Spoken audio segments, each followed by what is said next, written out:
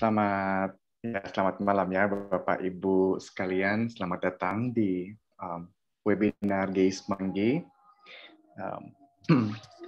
Pada malam hari ini,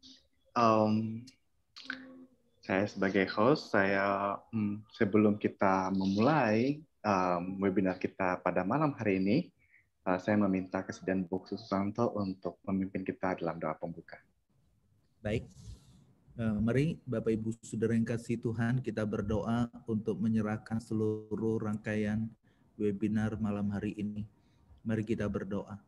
Bapak surga, kembali kami naikkan ucapan syukur buat anugerah demi anugerah, berkat demi berkat Tuhan nyatakan, Tuhan berikan kepada setiap kami, anak-anak-Mu, boleh melewati pandemi ini. Kami berdoa pada malam hari ini, menyerahkan untuk webinar. Biarlah kami boleh mendengar Tuhan berbicara secara langsung, secara pribadi kepada kami lewat hamba-Mu, narasumber Pendeta Yohanes Budi, maupun lewat panitia webinar. Tuhan Kau berkati jaringan internet supaya berjalan dengan lancar, dengan baik, akun Zoom supaya semuanya Tuhan jamah, Tuhan lindungi dan berkati. Khususnya kami berdoa untuk setiap Bapak Ibu Saudara-saudara yang mengikuti webinar ini dari rumah masing-masing, kami boleh tetap menikmati persekutuan bersama saudara seiman, dan kami boleh menikmati berkat Tuhan melalui pesan kebenaran firman yang akan disampaikan. Berikan kami hati yang mau belajar dan diajar, berikan kami hati yang mau berubah dan diubah oleh kehadiran Roh Kudus-Mu menjadi anak-anak Tuhan yang diberkati dan dipakai menjadi saluran berkat dimanapun kami berada. Di dalam nama Tuhan Yesus Kristus, Juru Selamat yang hidup, kami berdoa. Amin. Terima kasih, Bu Susanto, untuk doa pembukanya. Ya, sekali lagi saya menyambut Bapak Ibu sekalian, selamat malam di dalam webinar Geis Manggi dengan judul Finding God's Calling in the New Normal. Ya. Saya akan memperkenalkan pembicara kita, yaitu Bapak Pendeta Yohanes Budi. Beliau adalah dosen teologi historika, sistematika, dan perjanjian baru. Beliau adalah Wakil Ketua 1 di Sekolah Tinggi Teologi Reform Indonesia. Oke, tanpa berlama-lama, saya silakan kepada Pak Yohanes Budi untuk memimpin kita dalam webinar. Oke. Selamat malam semuanya. Ya, bersyukur kalau malam hari ini kita diberi satu kesempatan untuk bersama-sama membahas satu tema yang tidak mudah sih ya. Jadi Finding God's Calling in the New Normal. Jadi tema ini muncul dari pembicaraan saya dengan penginjil Dede ya. Jadi memang kita semua sebenarnya masih meraba-raba dan tidak tahu apa yang seharusnya dilakukan ya, apa yang sebenarnya kita seorang percaya, orang Kristen itu perlu lakukan di tengah-tengah situasi yang seperti ini. Dan malam hari ini saya juga grogi luar biasa karena dari semalam Tuhan juga tidak menjumpai saya dan membukakan visi kepada saya. Ini loh sebenarnya yang menjadi satu panggilanku bagi umatku di tengah-tengah situasi yang seperti ini. Tuhan itu tidak datang seperti Yohanes di Pulau Patmos gitu ya. Jadi itu Yohanes di Pulau Patmos, Tuhan datang dan Tuhan itu menyatakan, menyingkapkan. Cuma Yohanes Budi di PSD ini tidak menerima penyingkapan yang sama seperti Yohanes di Pulau Patmos itu ya. Jadi ini merupakan sesuatu yang tidak mudah dan karenanya saya juga tidak berjanji untuk memberikan satu jawaban yang final, tetapi setidaknya mengajak kita untuk bersama-sama memikirkan hal ini ya. Jadi apa sih yang menjadi pergumulan kita ya? Kalau kita lihat dalam kehidupan sehari-hari, apalagi jika kita aktif keluar, aktif beraktivitas dan sebagainya ya, kita rasa nggak ada apa-apa yang serius ini kelihatannya dengan COVID ini dan sebagainya begitu ya. rasanya ada orang-orang yang terlalu berlebih-lebihan aja gitu ya menafsirkan COVID ini seperti apa begitu. Tapi kalau kita lihat dari pendapat-pendapat para ahli dan sebagainya, itu berpendapat bahwa COVID ini krisisnya besar sekali sebenarnya, dan krisisnya itu bisa dikatakan mirip dengan Great Depression yang pernah terjadi di Amerika dan juga World War II yang pernah terjadi ya. Jadi dampaknya itu bisa menjadi satu dampak yang global dan multilateral. Jadi dampak yang dialami oleh semua ya, baik segala bangsa dan negara begitu. Semua masyarakat, semua komunitas, termasuk di dalamnya komunitas gereja seperti kita sekarang ini, komunitas GII begitu ya, termasuk GII Semanggi begitu. Dan bukan hanya itu, rumah tangga juga semuanya itu kena dampaknya begitu. Ada yang school from home, work from home dan sebagainya, dan kemudian kita tidak bisa pergi kemana-mana dan sebagainya. Secara pribadi kita juga akhirnya itu mood-nya itu turun, dan juga banyak yang kena dampak ya, kena dampak seperti PHK dan sebagainya, kondisi finansial berubah dan sebagainya begitu ya. Dan dampaknya itu kan bisa multidimensional ya. Jadi kita bisa lihat bahwa kalau kita di Indonesia itu biasa dengan Ipolek Sosbudhankam ya, ideologi politik, sosiologi, ekonomi, pertahanan dan keamanan, semuanya itu seakan-akan ya kena dampak dari yang namanya COVID ini. Dan berbicara tentang dampak ini sampai kapan dan sebagainya, kita masih ada di dalam satu kondisi yang sulit. Kita serba tidak pasti. Kita tidak jelas kondisi ini mau kemana. Kalau mau ditanya ke depan itu akan seperti apa, kita juga masih sangat sulit sekali untuk memprediksikan kondisinya. Dan apakah ada jaminan kembali? Belum tentu ada jaminan kembali. Dan itu yang menjadi problem kita sekarang. Jadi ini situasi yang sangat-sangat membingungkan. Jadi ada yang melihat ini serius sekali, ada yang menganggap tidak ada apa-apa, dan itu salah satu bagian yang juga membingungkan sekali. Ya. Nah, di tengah-tengah situasi yang membingungkan ini, kalau ditanya setelah ini apa sih? Setelah ini gimana sih? Kalau ditanya gereja setelah ini mau apa? Gereja setelah ini gimana jalannya? Semuanya serba tidak pasti, semuanya serba bingung. Kalau mau ditanya tentang mungkin pebisnis juga ketika ditanya ke depan mau seperti apa, mungkin juga sama, serba tidak pasti, serba bingung. Ya sekarang ini kita yang terbaik adalah wait and see saja. Nah kalau ditanya apakah kita itu punya resep, apakah kita punya ramalan, apakah kita punya jawaban, apakah kita itu punya penghiburan, sebenarnya kalau kita ngasal aja, gampang kita memberi resep, gampang kita itu memberikan ramalan, jawaban, dan penghiburan, Tuhan itu menyertai, gampang sekali. Tetapi kadang-kadang ketika kita melakukan itu, kita seakan-akan menjadi seperti teman-teman Ayub yang disebut oleh Ayub itu sebagai penghibur-penghibur sialan gitu ya. Jadi kalau mau jujur berbicara tentang panggilan kita itu seperti apa? Nah, ini pertanyaan besar dan sulit sekali bagi saya.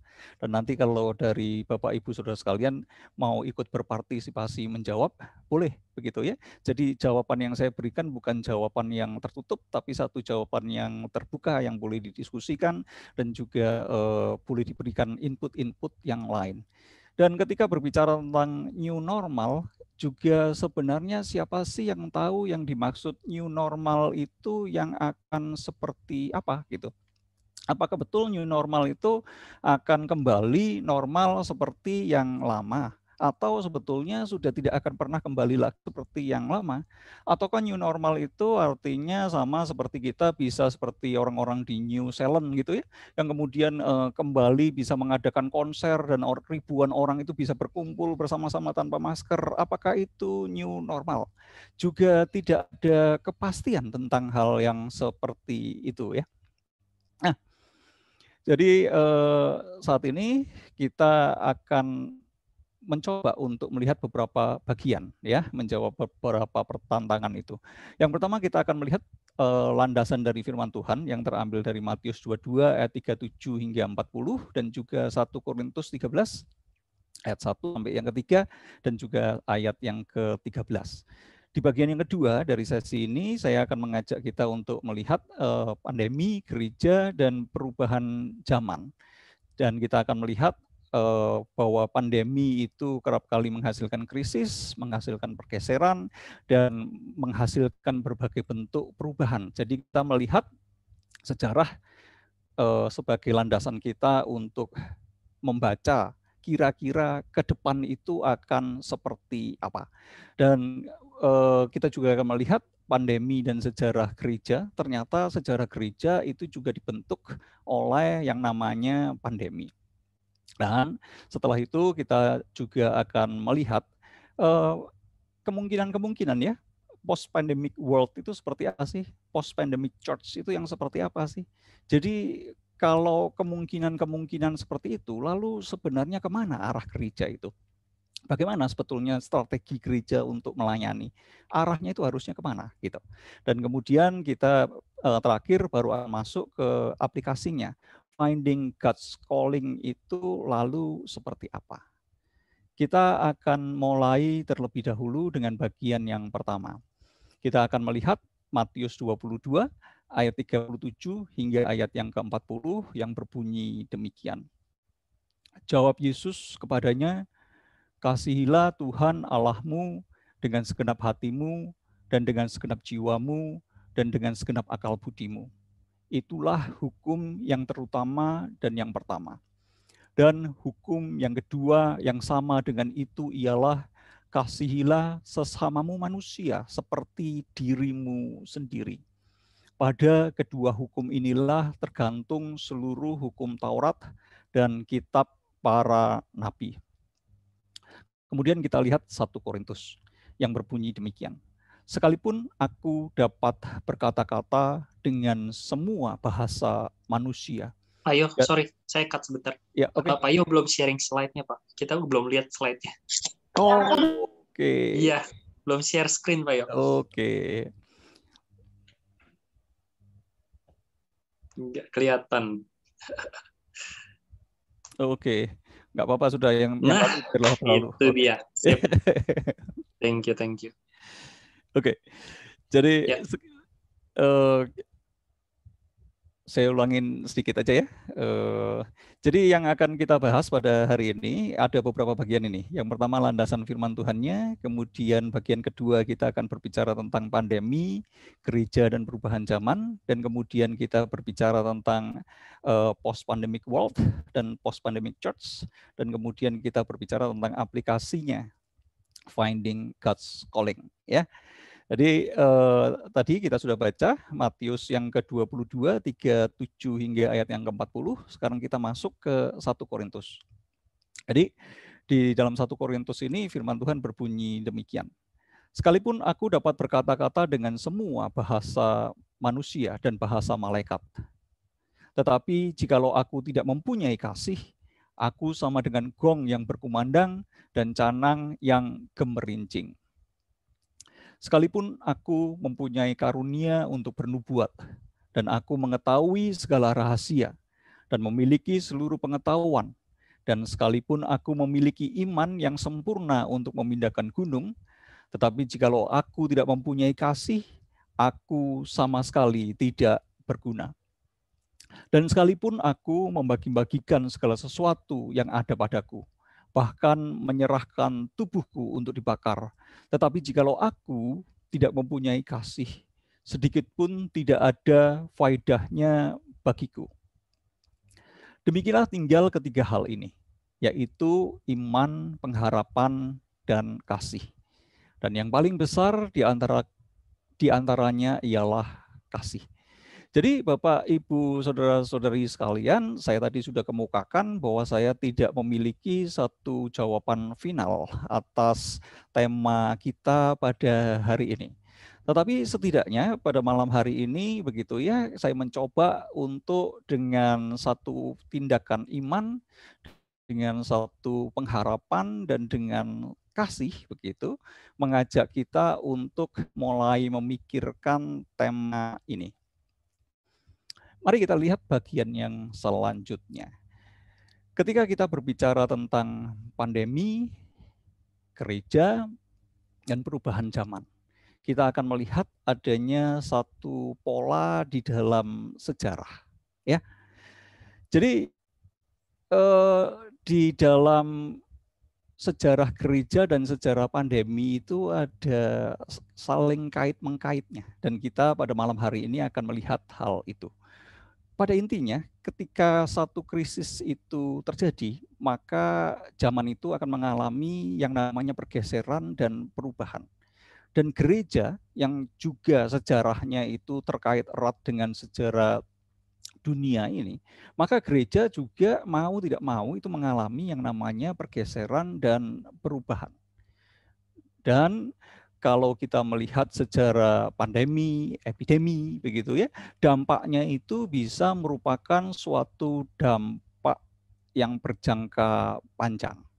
Jadi ketika terjadi satu krisis, pergeseran dan perubahan itu terjadi. Dan terjadinya itu bukan sementara, terjadinya itu bisa permanen, ya. Tetapi di kesempatan yang lain kita juga bisa melihat bahwa kita memiliki kesempatan. Karena sesuatu yang tidak pernah bisa berubah itu seakan-akan ya tidak pernah bisa maju. Tetapi dengan adanya satu perubahan yang besar, satu perubahan yang bersifat global, maka harapan akan terjadinya satu perubahan yang besar itu ada. Ya, jadi adanya berbagai inovasi-inovasi, ditemukannya cara-cara yang baru, itu sangat terbuka. Dan bagi kita orang percaya, kita menjadi lebih terbuka terhadap cara-cara Tuhan yang juga sebenarnya itu tidak terduga. Jadi biasanya kita di gereja dan sebagai orang Kristen itu sudah memiliki pola yang sudah sama, yang sudah baku, dan seakan-akan Tuhan pun tidak akan bisa mengubah itu. Tetapi ketika seluruh dunia ini bergeser dan berubah, maka ada satu kemungkinan juga Tuhan itu menyingkapkan cara-caranya yang tidak kita duga itu. Kita lihat krisis dan pergeseran dan perubahan yang terjadi. Jadi kalau kita lihat rentetan perubahan perkembangan yang ada di dalam sejarah, kita ambil contohnya itu dari pergeseran antara Kekaisaran Romawi yang kemudian berubah menjadi kekristenan itu seakan-akan menggantikan pengaruh dari Kekaisaran Romawi, dan kemudian bagaimana kekristenan di zaman antiquity begitu ya, Kristen di zaman bapak-bapak gereja itu kemudian bergeser kepada masa di abad pertengahan dan juga masuk ke era Renaissance. Dan ternyata pergeseran-pergeseran sejarah ini itu ada pemicunya. Dan salah satu pemicunya yang signifikan dan mempengaruhi mengapa perubahan zaman itu bisa terjadi karena adanya pandemi. Jadi dari Kekaisaran Romawi, kemudian Kekaisaran Romawi itu merosot dan digantikan oleh pengaruh kekristenan yang makin lama makin meluas, itu karena ada satu pandemi yang terjadi. Ya, ini wabah Antonin yang terjadi tahun 165 hingga 180.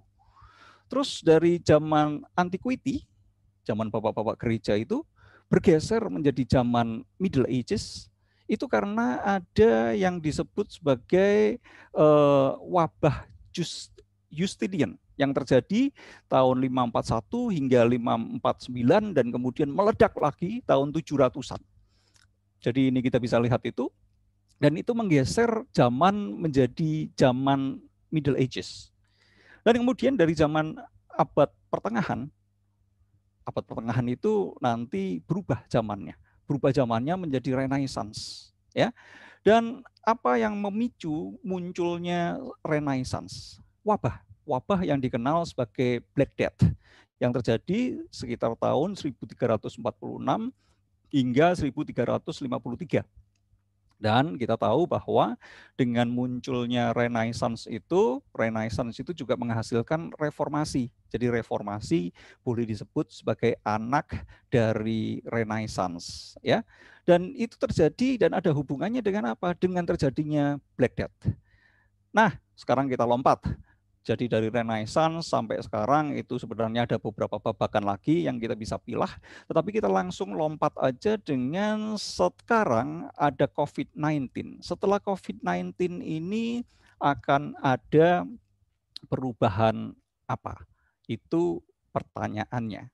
Akan berubah begitu. Kalau kita lihat dari pola sejarah ini, akan ada satu perubahan. Dan perubahan itu adalah perubahan yang signifikan, perubahan yang besar-besaran. Ya. Sekarang kita akan lihat lebih lanjut tentang keterkaitan antara sejarah pandemi dan sejarah gereja. Yang pertama, kita akan lihat wabah Antonin. Di dalam wabah Antonin ini atau yang dikenal sebagai Plague of Galen, karena dokter yang menemukan, yang menganalisa dan sebagainya itu bernama Galen. Ini sebenarnya adalah smallpox, ya. Dan wabah Antonin inilah yang mengubah wajah dunia. Mengapa? Karena yang menghancurkan kekaisaran Roma salah satunya adalah wabah Antonin ini. Jadi ini terjadi pada masa Marcus Aurelius, dan di masa itu sepertiga populasi dari kekaisaran Romawi itu tewas karena wabah Antonin ini. Jadi sepertiga habis. Dan di tengah-tengah situasi seperti itu, maka gereja mula-mula itu bertumbuh dengan pesatnya. Kenapa? Kok gereja mula-mula itu bisa tumbuh dengan pesatnya? Karena di tengah-tengah situasi yang penuh dengan krisis itu, gereja itu memberikan satu jawaban. Ya, jadi gereja bisa memberikan satu jawaban teologis yang dipaparkan dan ditawarkan di dalam satu kehidupan praktis. Kehidupan praktis yang seperti apa? Yang penuh dengan kasih dan charity. Ya, perbuatan-perbuatan baik yang penuh dengan amal, penuh dengan kemurah hatian. Mengapa demikian? Jadi pada masa itu orang-orang yang terjangkit wabah Antonin ini umumnya ditinggalkan orang, dibuang orang. Bahkan sebelum mati pun orang itu sudah takut dan diterlantarkan dan tidak dirawat. Itulah sebabnya maka kematian itu besar-besaran terjadi di Romawi. Sedangkan komunitas Kristen itu melakukan satu tindakan yang lain. Mereka merawat yang sakit. Mereka memperhatikan dan dirawat. Dan karena dirawat, maka banyak yang hidup. Karena banyak yang hidup, maka orang-orang itu tertarik dengan yang namanya kekristenan. Orang Kristen itu nggak banyak yang mati. Yang bukan Kristen itu banyak sekali yang mati. Dan juga di tengah-tengah situasi seperti itu, orang-orang Kristen itu dipanggil untuk menunjukkan solidaritas mereka dengan melakukan begitu banyak pelayanan sosial dan pelayanan medis. Dan bahkan ini merupakan satu cikal bakal yang kita tarik sampai sekarang. Ada berbagai pelayanan medis, ada rumah sakit dan sebagainya. Cikal bakal dari pemikiran-pemikiran seperti ini itu sudah bisa ditemukan di dalam sejarah gereja yang mula-mula seperti ini. Dan apa yang dilakukan oleh gereja yang mula-mula ini adalah melayani mereka yang paling hina dan yang paling lemah, yang dibuang, yang tersingkir, yang miskin, dan sebagainya. Sehingga komunitas Kristen itu menjadi semakin lama semakin kuat. Orang-orang yang terjangkit dan dibuang dari masyarakat karena terjangkit wabah ini, dan ketika dilayani oleh orang-orang Kristen dan sembuh, banyak di antara mereka yang pada akhirnya itu menjadi Kristen. Dan kekristenan menjadi daya tarik yang luar biasa besarnya. Kita lihat wabah yang selanjutnya, yakni wabah Justinian yang terjadi 541 hingga 549. Kemudian meledak lagi kira-kira 200 tahun kemudian, 750-755. Ya. Jadi ini dimulai dari Mesir tahun 541. Dan apa dampak dari wabah ini terhadap sejarah gereja? Jadi kekristenan Bizantin itu hancur lebur baik secara fisik, secara ekonomi, dan secara budaya karena wabah ini. kita tahu bahwa sebelumnya daerah-daerah seperti Turki dan sebagainya itu adalah daerah-daerah Kristen, dan gereja Ortodoks itu berjaya di sana, dan gereja Ortodoks itu sama kuatnya dengan gereja di timur. Tetapi dengan wabah ini, maka pengaruh dari gereja Kristen Ortodoks Timur itu menurun, rada hancur. Begitu. Salah satunya karena penyebaran virus itu besar dengan praktek perjamuan kudus yang menggunakan sendok yang sama, cawan yang sama, begitu ya. Sedangkan di tengah-tengah itu ada satu kelompok orang-orang Arab yang nomaden begitu ya, yang menerapkan pertahanan isolasi, dan bahkan di dalam ibadahnya itu sudah dilakukan seperti satu protokol ya, satu protokol yang kita kenal seperti sekarang itu mencuci tangan, mencuci kaki dan sebagainya. Dan kemudian kelompok ini menjadi satu kelompok yang semakin lama itu semakin kuat dan semakin kuat. Dan terjadilah perkembangan dan penyebaran Islam ketika kekaisaran Bizantin itu melemah. Dan kita bisa melihat di sini, ini adalah dampak dari pandemi terhadap gereja. Sebelumnya kita bisa melihat bahwa karena pandemi gereja itu berkembang, dan di daerah ini sekarang karena pandemi gereja itu seakan-akan pengaruhnya turun, dan kemudian kekuatan Islam itu naik ya. Wabah yang ketiga yang kita akan lihat adalah Black Death, atau dikenal juga sebagai wabah Florence atau pes hitam, yang terjadi sekitar tahun 1346 hingga 1353. Wabah ini berasal dari China ya. Jadi itu meledak terlebih dahulu di China 1334 dan sampai ke Eropa itu pada tahun 1347. Dan penyebabnya itu diidentifikasi sebagai bakteri Yersinia pestis. Dan berapa banyak korban yang dilaporkan karena keterbatasan begitu ya, ada beberapa laporan itu terutama dari Pope yang ke-6 dari Clemens di Eropa itu sekitar 23 juta ya, itu yang meninggal. Sedangkan di China sendiri itu ada 13 juta yang meninggal. Nah, di tabel sebelah kanan itu ada list bahwa di tempat-tempat lain itu juga ada berbagai laporan tentang jumlah korban yang tidak sedikit jumlahnya. Black Death itu memiliki dampak sosial yang luar biasa. Hancurnya agrikultur. Jadi pertanian itu hancur. Mengapa pertanian hancur? Karena Black Death ini pertama-tama banyak menyebar di daerah pedesaan. Mengapa di daerah pedesaan? Karena sanitasinya itu lebih rendah daripada di daerah perkotaan. Tetapi orang-orang pada waktu itu tidak mengerti apa yang menjadi penyebab. Tetapi yang ada di pikiran adalah ketika satu daerah itu kena wabah, maka mereka akan lari ke daerah yang lain. Karena itu mereka lari ke perkotaan. Dan pada akhirnya perkotaan menjadi satu pusat yang penuh padat, dan juga terjadi penyebaran wabah ini juga terjadi di kota besar-besaran. Dan ini juga mengakibatkan runtuhnya feodalisme ya. Jadi pada waktu itu tuan-tuan tanah memiliki pengaruh yang besar, sehingga para pekerja itu biasanya bekerja kepada tuan tanah dengan diberikan upah yang minimal sekali. Jadi misalnya diperbolehkan untuk mengambil kayu bakar dan sebagainya, tetapi mereka harus bekerja kepada tuan-tuan tanah.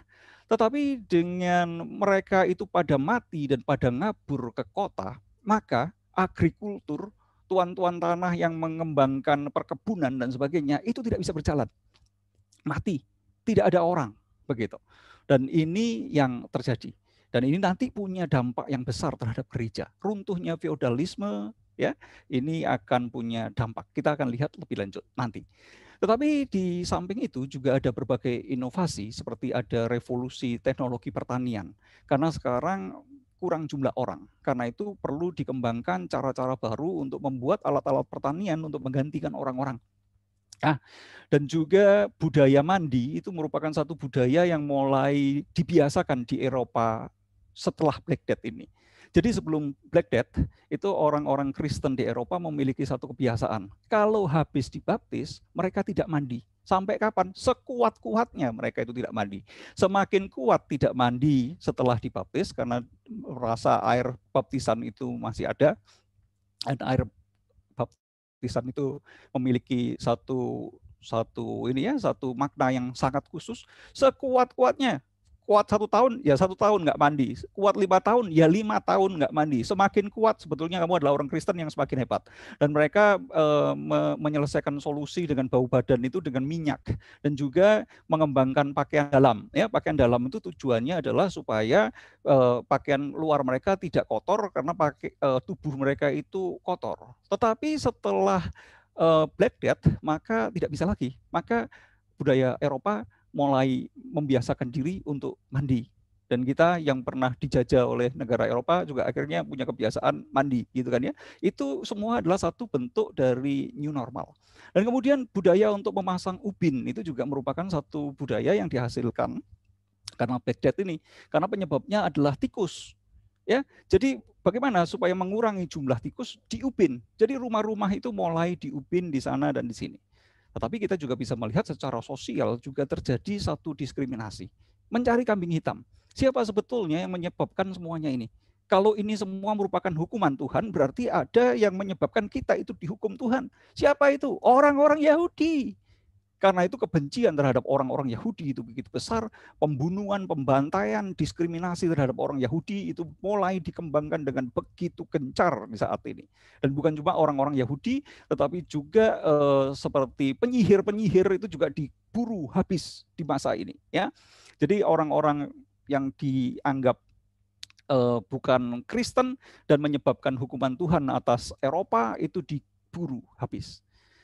Dan di efek yang lain dari Black Death ini adalah Spanyol itu mengambil alih Aztec, ya, suku Aztec di Meksiko 1520. Kenapa Spanyol yang jumlah orangnya itu sedikit bisa menang melawan Aztec? Karena mereka membawa Black Death bersama dengan tentara-tentaranya. Sehingga Black Death lah yang menghabisi Aztec, ya. Dan kemudian dengan mudah itu Spanyol menguasai Meksiko. Dan kita bisa melihat salah satu dampak bagi gereja adalah mulai munculnya yang namanya independent church atau private worship. Jadi orang-orang yang punya uang, mereka yang punya keluarga, yang semua terkumpul dalam satu tempat, itu membuat gereja sendiri, mengundang hamba Tuhan sendiri di situ, ya. Jadi itu mulai muncul karena adanya Black Death. Sekarang kita lihat dampaknya yang lebih besar. Jadi Black Death itu setelah terjadi diikuti dengan berbagai bentuk pandemi lebih lanjut yang dikenal sebagai second pandemic, dan itu mengakibatkan turunnya gereja. Kenapa gereja pada waktu itu kondisinya menurun dengan drastis? Ada beberapa sebab. Karena secara finansial hancur-hancuran. Kenapa kok hancur-hancuran? Karena feodalisme itu runtuh. Jadi dukungan dana dari gereja itu kan dari pemerintah begitu ya, yang adalah raja-raja dan sebagainya, yang ada pangeran-pangeran, ada tuan-tuan tanah dan sebagainya. Dan ketika kekuatan itu runtuh, maka secara finansial kekuatan gereja itu juga menurun dengan sedemikian drastisnya. Dan bukan hanya itu saja. Banyak hamba-hamba Tuhan, para imam yang memiliki kualitas yang baik, memiliki dedikasi yang baik, panggilan yang baik, itu pada meninggal karena terjangkit oleh wabah ini. Sehingga kemudian dibuka satu kesempatan yang sebesar-besarnya. Ayo, sekarang siapa saja begitu ya yang ingin menikmati pembebasan pajak dan sebagainya boleh masuk menjadi imam-imam. Dan dengan kondisi yang seperti itu, maka kualitas pengajaran teologinya, kualitas pemahaman intelektualnya, kualitas pengabdiannya kepada Tuhan itu rusak semua, kualitas moralnya rusak semua. Dan di tengah-tengah situasi seperti itu, permainan politik ya luar biasa kuat begitu. Dan di tengah-tengah situasi seperti itu, gereja pada waktu itu membangun gereja yang besar-besaran, ya, Saint Basilica gitu ya. Saint Peter Basilica itu. Jadi membangun mega proyek yang sedemikian besar dan kehabisan uang di tengah-tengah kondisi jemaat yang ambruk, feodal yang ambruk, mendirikan menara gading yang sebesar-besarnya dan nggak punya duit. Apa yang dilakukan? mulai memanipulasi jemaat untuk menghasilkan uang dengan cara seperti apa? Menjual surat indulgensia, ya. Dan kita bisa melihat bahwa penjualan surat indulgensia itu memicu kemarahan yang besar sehingga Martin Luther itu tidak tahan lagi dan memakukan 95 dalilnya, dan reformasi itu meledak luar biasa cepat karena kondisi yang seperti itu. Tanpa ada kondisi-kondisi yang seperti itu, reformasi tidak akan pernah bisa berhasil, tidak akan pernah bisa terjadi. Dan ada kelompok-kelompok yang lain yang dikenal sebagai orang-orang yang kemudian itu berkonsentrasi untuk menikmati hubungan dengan Tuhan, mencari Tuhan, dan melakukan reformasi-reformasi yang sifatnya spiritual. Jadi ada reformasi itu yang meliputi sosial, politik, dan sebagainya, yang kita kenal sekarang ini sebagai Protestan. Dan ada kelompok-kelompok mistik yang kemudian itu memfokuskan dirinya untuk satu pemurnian, untuk memfokuskan dirinya untuk mencintai Tuhan, mengalami Tuhan, menikmati Tuhan, dan melakukan pembaharuan-pembaharuan secara spiritual. Dan ini yang kita kenal dengan kelompok-kelompok mistik. Jadi, jikalau kita melihat dampak dari pandemi itu secara global, maka ada dampak yang bersifat psikologis dan sosial. Juga ini mempengaruhi peta politik dan perang. Dan siapa yang menang ataupun siapa yang kalah, itu juga dipengaruhi oleh hal ini. Salah satunya nanti ada yang dikenal dengan malaria. Dan mengapa perang salib itu kalah? Karena tentara Kristen itu banyak mati bukan karena kalah perang, tetapi kekuatannya itu hancur karena malaria. Kita bisa melihat bahwa peta ekonomi itu juga akan berubah, juga terjadi perpindahan penduduk, imigrasi, dan sebagainya. Itu selalu terjadi. Ketika ada pandemi di satu tempat, orang-orang itu lari, cari tempat berlindung yang lain. Secara agama itu juga terjadi, secara sains, secara seni, secara kebudayaan, semuanya itu akan kena dampaknya karena pandemi. Nah, sekarang kita akan melihat bagian selanjutnya. Bagaimana dengan post-pandemic world dan post-pandemic church? Tentunya tidak ada seorang pun yang tahu. Seperti tadi, apakah ini dengan cepat akan kembali kepada kondisi semula, seakan-akan tidak ada apa-apa, atau bisa lebih parah? Kalau ternyata ini lebih parah dan vaksin kita itu tidak mempan, dan kasus seperti di India itu bukan hanya terjadi di India, tetapi juga di tempat-tempat lain, berarti masih diperpanjang, masih to be continue. Dan kalau to be continue 1 tahun lagi, maka kondisi dunia ini akan lebih berat. Kalau to be continue 2 tahun lagi, ya lebih berat lagi. Dan kita nggak tahu apakah itu akan terjadi seperti itu, atau setelah Indonesia ini divaksin menjadi seperti New Zealand, kita tidak pernah ada yang tahu. Ya. Tetapi ini kalau menurut pendapat beberapa ahli begitu ya, ketika berbicara tentang post pandemic world itu pasti ada yang berubah ya, terlepas dari cepat atau lambat kita keluar dari pandemi ini. Tetapi perubahannya itu kita akan masuk ke satu era yang cashless society, gereja yang dunia yang tidak lagi menggunakan uang cash. Dan kemudian retail yang mengutamakan tempat itu akan cepat atau lambat itu mulai protol. Dan sekarang kita bisa lihat termasuk Matahari itu ya, saya baca di berita itu ada 13 cabang Matahari yang juga ditutup. Dan akan beralih dengan bangkitnya online shopping. Dan kemudian segala sesuatu itu bisa dikerjakan jarak jauh. Sekarang kita bisa melihat work from home. Tetapi juga orang di Indonesia bisa bekerja di mana saja sekarang.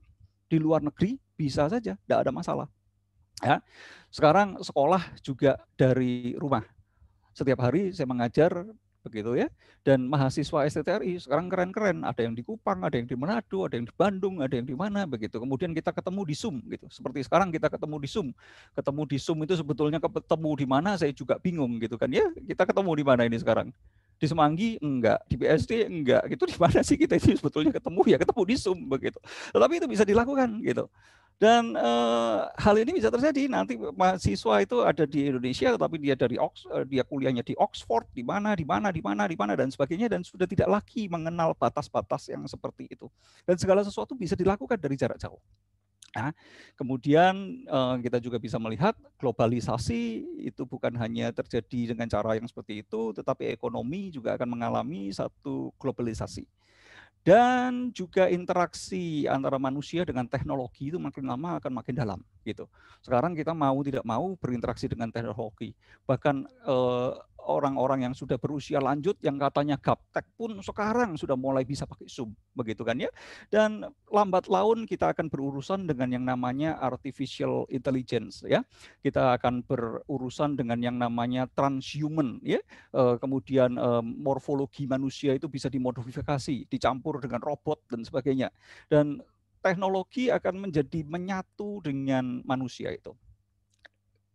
Ada dampaknya pasti, karena bagi mereka yang tidak bisa mengikuti teknologi dan tidak memiliki modal untuk mengembangkan teknologi, itu makin tertinggal, dan peningkatan kesenjangan sosial juga akan terjadi. Waktu berbicara tentang post-pandemic church, maka ada kemungkinan bahwa gereja-gereja gitu ya, ada yang akan terus melanjutkan online service. Tetapi ada yang mungkin mulai memikirkan hibrid. Ya, ketika berbicara tentang hibrid perlu ada satu protokol. Protokolnya itu salah satunya adalah social distancing yang strict. Jadi harus ada social distancing. Kemudian menggunakan sistem reservasi dan ibadah itu dibatasi 35 hingga 45 menit dan semuanya itu sudah berubah dari yang sebelumnya. Waktu berbicara tentang arsitektur gereja, para arsitektur itu mulai memikirkan bahwa gereja seharusnya itu mulai dibuat yang touchless. Desainnya tuh touchless. Jadi masuk nggak perlu pegang pintu, nggak perlu nyalain lampu, nggak perlu pegang keran, nggak perlu apapun, dan tidak perlu ada sentuhan-sentuhan fisik. Ya, entah mimbar nanti dibuat mimbar yang nggak perlu disentuh kan gitu ya, saya nggak tahu ya, itu cuma kira-kira aja. Kemudian kita bisa lihat fresh air church, jadi gereja yang desainnya harus diubah, gereja yang sirkulasi udaranya itu boleh dikatakan fresh air gitu, yang udaranya itu terbuka. Jadi gedung-gedung gereja yang ada sekarang kemungkinan perlu dirombak desainnya, dan itu tidak murah begitu. Kemudian kemungkinan yang lain ya ada gereja yang bentuknya itu drive-in pakai mobil, dan ada gereja yang bentuknya bisa virtual reality church. Ya, itu adalah kemungkinan-kemungkinan yang bisa terjadi. Jadi waktu berbicara tentang post pandemic church ini kita juga perlu memikirkan berbagai strategi, khususnya untuk satu denominasi gereja. Denominasi gereja itu perlu memikirkan. Jadi seperti denominasi itu kan macam-macam ya, ada sebutkanlah apa gitu, banyak sekali merek-merek gereja yang ada. Dan masing-masing denominasi itu perlu tahu apa dan mana yang esensial dan mana yang tidak esensial, mana yang boleh berubah dan mana yang tidak boleh berubah. Karena itu perlu mendefinisikan mana yang sangat penting, mana yang kurang penting. Dan di tengah-tengah situasi seperti ini kita harus mengutamakan yang penting. Jadi jangan kebalik-balik urutan-urutannya itu, ya. Dan kemudian perlu terbuka terhadap berbagai bentuk adaptasi, inovasi, dan modifikasi. Demikian juga dengan leadership, perlu ada satu kepemimpinan rohani. Bukan hanya jikalau dalam masa sebelum pandemi ini banyak hamba Tuhan itu tidak memainkan peranan sebagai satu pemimpin rohani, tetapi banyak yang akhirnya itu berubah fungsi menjadi pegawai dari gereja, ya. Jadi pegawai dari gereja, orang suruh-suruhannya gereja, dan harus menurut oleh apa yang dikatakan oleh gereja yang dikuasai oleh ya orang-orang tertentu begitu saja. Dan untung-untung kalau dia baik posisinya, dia dijadikan manajer dari gereja itu. Tetapi tidak diharapkan munculnya satu pemimpin rohani. Di tengah-tengah pandemi ini tidak bisa seperti itu. Yang diharapkan adalah munculnya pemimpin rohani yang memimpin umat Tuhan itu secara spiritual. Yang dibutuhkan itu bukan manajer gereja. Dan pemimpin yang juga kuat, pemimpin yang melayani, pemimpin yang digerakkan oleh iman, harap, dan kasih. tadi itu ya. Dan juga diperlukan adanya satu sistem untuk mengambil kebijakan itu yang lincah dan gesit. Yang nggak bisa, yang semua itu harus dibicarakan secara mendetail satu persatu dan kelamaan di dalam satu institusi besar begitu. Jadi intinya kalau di masa pandemi ini lebih baik kita itu pakai sepeda begitu ya, yang lincah, yang gesit, yang bisa meliuk-liuk kemana begitu mau, daripada kita membawa satu gerbang busway. Ya, jadi gereja yang seperti busway itu akan mengalami kesulitan untuk bertahan di tengah-tengah situasi seperti ini. Tapi gereja yang mengajak jemaatnya itu rame-rame bersepeda itu akan lebih mudah untuk bertahan di dalam masa sekarang ini. Dan ketika gereja itu berorientasi untuk membangun kerajaan denominasinya sendiri, perlu berpikir ulang. Karena mungkin kesetiaan orang terhadap denominasi itu tidak akan kuat lagi setelah pandemi ini. Jadi kalau kita itu hanya mengandalkan kekuatan denominasi kita dan kita berusaha untuk membangun kerajaan denominasi kita bersaing dengan kerajaan sinode-sinode lain yang membangun denominasinya sendiri, maka nggak berlaku lagi karena orang mau pindah gereja tinggal pindah channel saja begitu ya.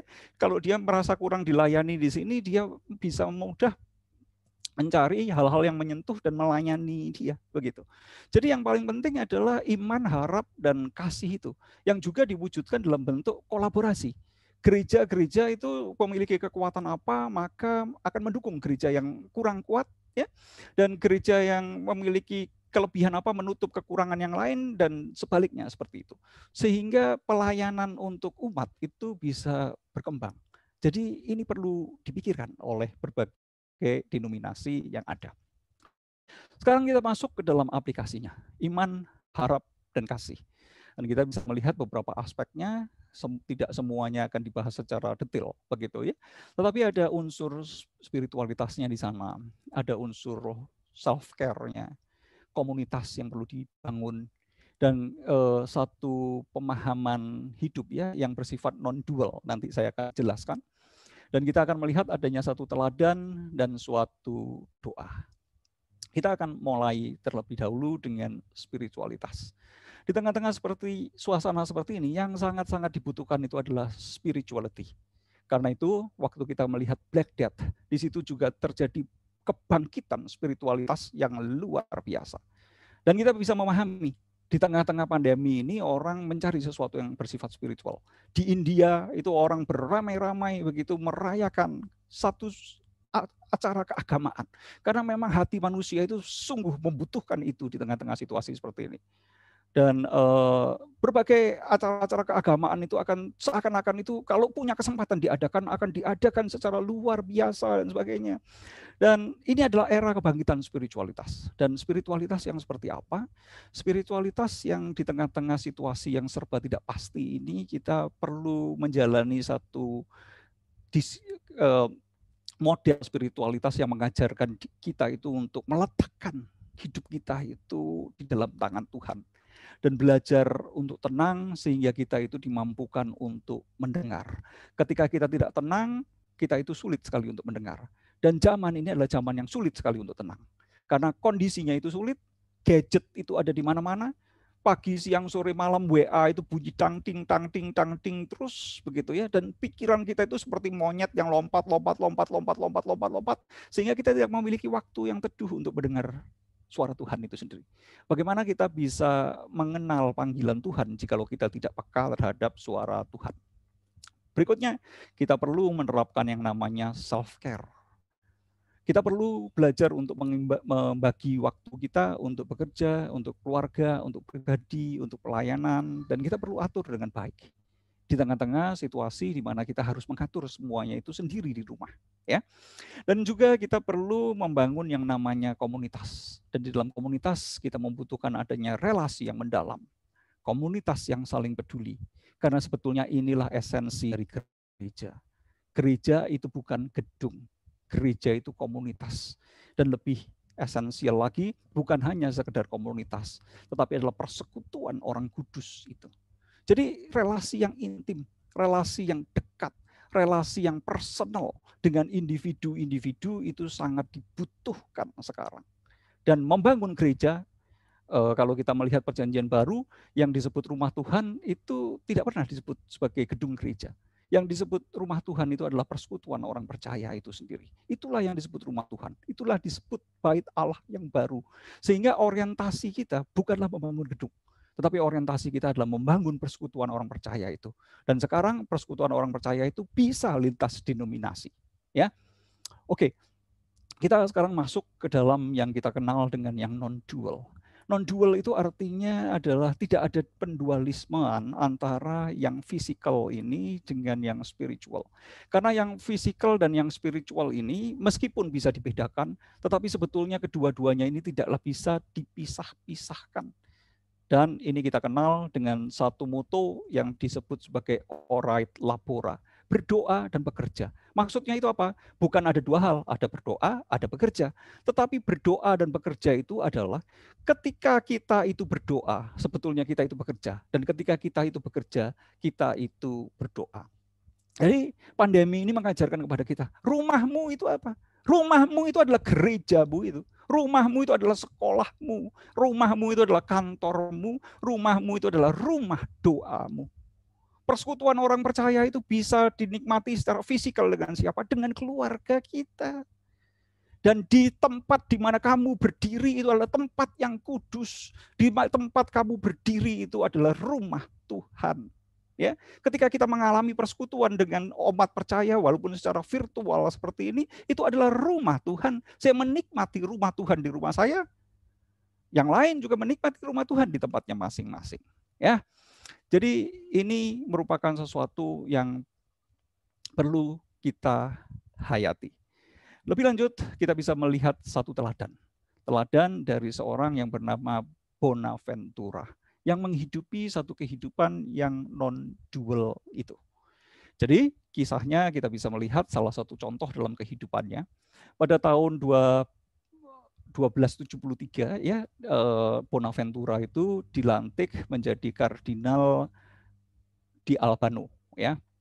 Sebelumnya dia selalu menolak untuk dilantik menjadi pemimpin gereja, tetapi saat itu dia tidak bisa lagi menolak. Dan pada waktu dia itu dilantik, upacara yang biasa dilakukan itu adalah uskup itu akan mengirim utusan-utusan pejabat-pejabat gereja untuk membawa jubah. Jubahnya itu jubah merah oranye seperti yang kita lihat di gambar itu ya. Jadi itu adalah galero penabisan dari seorang kardinal ya. Dan pada waktu dicari-cari, ternyata si Bonaventura itu tidak di gereja. Biasanya acara ini dilakukan di gereja. Tetapi ternyata dicari-cari nggak ketemu. Di mana si Bonaventura? Bonaventura ternyata sedang mencuci piring. Waktu mencuci piring, orang-orang ini datang, biasanya apa yang kita lakukan? Sorry. Piringnya kita tinggal, terus kita ke gereja, terus kemudian dilakukan di situ upacaranya, gitu kan ya. Tetapi yang dilakukan Bonaventura bukan itu. Dia bilang, aku lagi cuci piring. Ya, kamu tunggu dulu sebentar, itu topi, baju, dan sebagainya cantolin di pohon. Ya, cantolin di pohon. Karena aku sedang mencuci piring. Dan saat dia mencuci piring, dia secara mendalam itu menghargai panggilan Tuhan baginya. Momen by momen itu mencuci piring. Menghargai panggilan Tuhan di dalam keseharian hidup. Ya, jadi kita bisa melihat bahwa di dalam keseharian hidup kita, itu kita melakukan satu pelayanan. Di dalam keseharian hidup kita, itu semua merupakan sesuatu yang bersifat spiritual. Melayani Tuhan bukan hanya paduan suara, bukan hanya mengajar sekolah minggu dan sebagainya, tetapi melayani Tuhan termasuk yang men-take-care anak-anak kita mungkin ya, melakukan pekerjaan-pekerjaan rumah kita yang sehari-hari, itu merupakan satu bentuk dari melayani Tuhan. Lebih lanjut, kita akan melihat satu doa. Satu doa yang dikemukakan oleh Reinhold Niebuhr yang dikenal sebagai American Prophet ya, bukan karena dia itu karismatik begitu, tetapi karena dia itu pikiran-pikiran briliannya itu seakan-akan sudah melihat sejarah Amerika dan bisa mengatakan sejarah Amerika itu dengan baik sebelum semuanya itu terjadi dan bisa mengungkapkan teori-teori politik yang sebenarnya itu adalah teologi politik ya. Jadi Reinhold Niebuhr adalah seorang teolog politik yang terkenal selain Abraham Kuyper, ya. Dan dia seorang yang sangat kreatif sekali dan sangat mengupayakan berbagai bentuk perubahan-perubahan. Tetapi ada satu bagian dari hidupnya itu yang tidak pernah bisa diubah, depresi.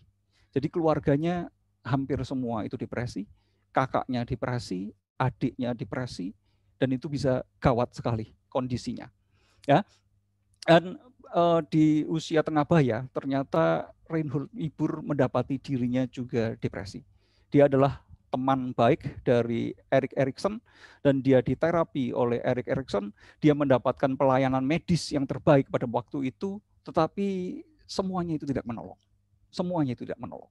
Sehingga di tengah-tengah semangatnya untuk mengubah segala sesuatu itu, dia harus berhadapan dengan sesuatu yang tidak bisa diubah. Tetapi sesuatu yang tidak bisa diubah itu menjadi bagian yang spiritual di dalam kehidupan Reinhold Niebuhr. Karena itu menjadi satu doa baginya. Ya, jadi doanya yang terkenal itu adalah seperti ini. God give us grace to accept with serenity the things that cannot be changed. Tuhan berikan kepada kami anugerah untuk menerima dengan ketenangan hal-hal yang tidak dapat diubah. Jadi dalam pandemi ini adalah hal-hal yang tidak dapat kita ubah. Dan kita harus menerimanya. Kondisi zaman yang berubah, yang kita tidak inginkan terjadi, mungkin itu akan terjadi. Dan kita tidak bisa berbuat apa-apa tentang hal itu. Tetapi Niebuhr juga berdoa, courage to change the things which should be changed. Jadi keberanian untuk mengubah sesuatu yang harus diubah. Yang harus diubah, harus diubah. Paradigma gereja yang harus diubah. Fokus gereja, orientasi gereja, visi gereja yang sebetulnya sama sekali tidak rohani, yang harus diubah dan harus diberikan satu keberanian untuk mengubah itu. Dan bagian yang ketiga dari doa ini adalah and the wisdom to distinguish the one from the other, dan hikmat untuk membedakan di antara keduanya. Dan biarlah doa ini juga perlu menjadi satu doa kita untuk menantikan panggilan Tuhan di tengah-tengah pandemi ini. Marilah kita menghayati iman dan harap dan kasih itu, ya. Dan kita melakukan semuanya ini karena apa? Karena iman kita, karena pengharapan kita, karena kasih kita. Dan dengan iman dan harap kasih kita, gereja harus tetap berjalan, gereja harus tetap berfungsi, gereja harus memiliki strategi-strategi yang baik. Karena gereja bisa hancur, gereja bisa berkembang karena pandemi ini. Ketika fokus dari gereja itu salah, seperti kita lihat di masa abad pertengahan, maka semuanya itu akan hancur. Semuanya itu akan mengalami kemerosotan yang besar. Walaupun gereja itu sekuat apapun. Tetapi ketika gereja itu sekalipun ada dalam satu kondisi yang lemah, tetapi dengan iman, harap, dan kasihnya itu melayani, kita bisa melihat bahwa gereja mula-mula itu bertumbuh pesat karena pandemi. Jadi ada banyak hal yang sebetulnya itu kita tidak bisa ubah.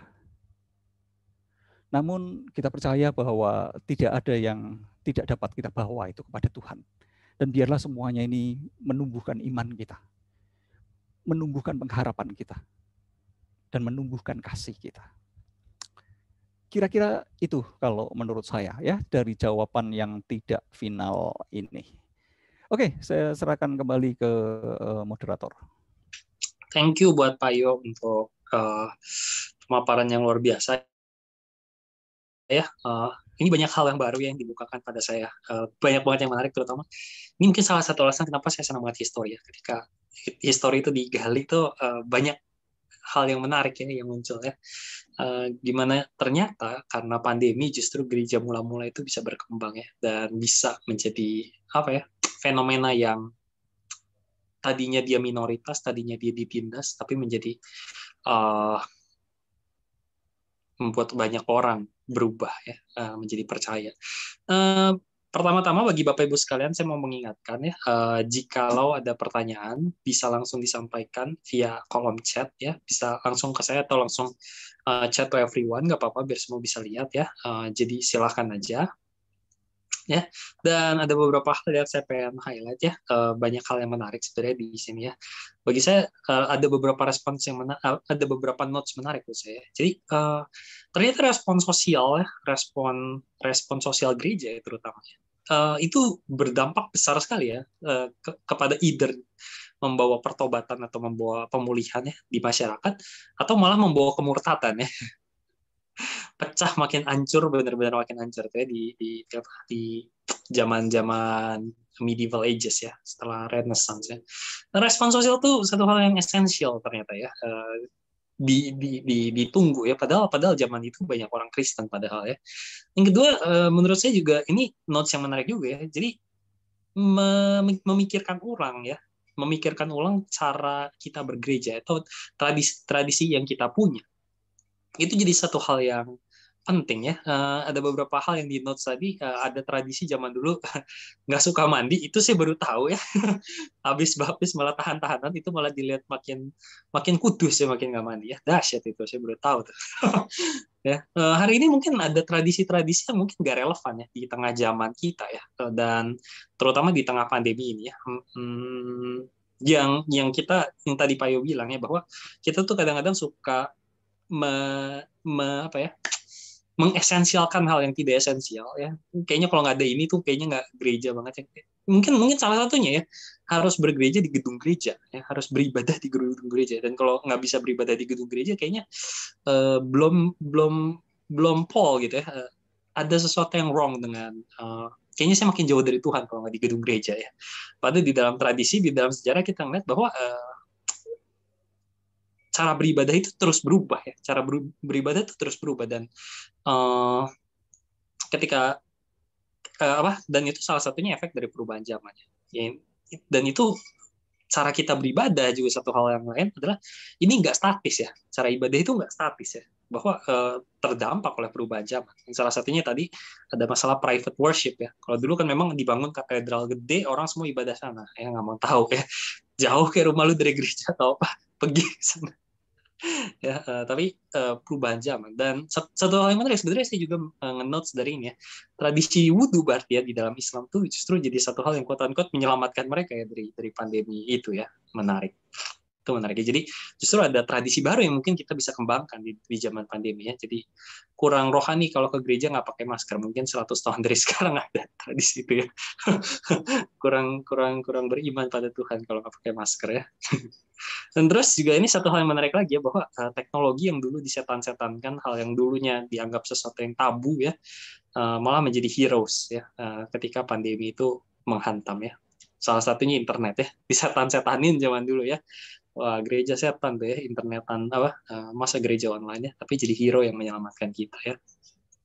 Dan ini ya, bahwa kita melihat di dalam suggestions dari Pak Yo ya, bahwa arah kita adalah menjadi semakin integratif sebenarnya. Jika dulu kita terfragmentasi ya, rumah-rumah, gereja-gereja, tempat kerja ya. Tapi kita dipanggil menjadi spiritualitas yang ini ya, makin integratif. Dan yang kedua adalah spiritualitas yang sehari-hari, bukan mengexpect sesuatu yang supernatural, aneh, unexpected, tapi justru seperti Bonaventura ya, nyuci piring pun itu adalah berdoa bagi dia. It's interesting ya.